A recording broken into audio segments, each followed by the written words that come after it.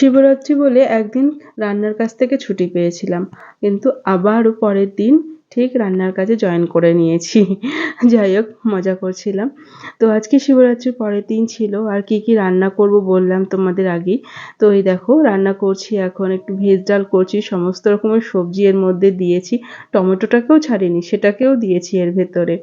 যাই হোক, আমার এরকম ভেজ ডাল বেশ ভালোই লাগে। ভেজ ডাল বলো, তারপরে মাছের মাথা দিয়ে ডাল বলো। আমি এমনি ডালটা খুব একটা পছন্দ করি না, কিন্তু ডালের মধ্যে যদি কিছু থাকে তবে আমার খুব ভালো লাগে ডাল খেতে। ব্যাস, ওদিকে তো ডাল হয়ে গেছে। তারপরে তো বললাম যে আমার একটা প্রিয় রান্না করছি, লাউ দিয়ে আর কলাই ডালের বড়ি দিয়ে। এটা আমার খুব ভালো লাগে নিরামিষের দিন। এমনিতে আমি ভীষণ লাউ খেতে ভালোবাসি, তো তাই জন্য আজকে দিদা রয়েছে, দিদাও ভালোবাসে, তো ওই জন্য লাউ দিয়ে বড়ি দিয়ে রান্না করেছি। আর এদিকে ভেজেছি অনেক কিছু, বেগুন, আলু, কুমড়ো সব ভেজেছি। সবার শেষে আজকে করছি হচ্ছে সজনে ফুলের বড়া। এবছর প্রথম সজনে ফুলের বড়া করছি।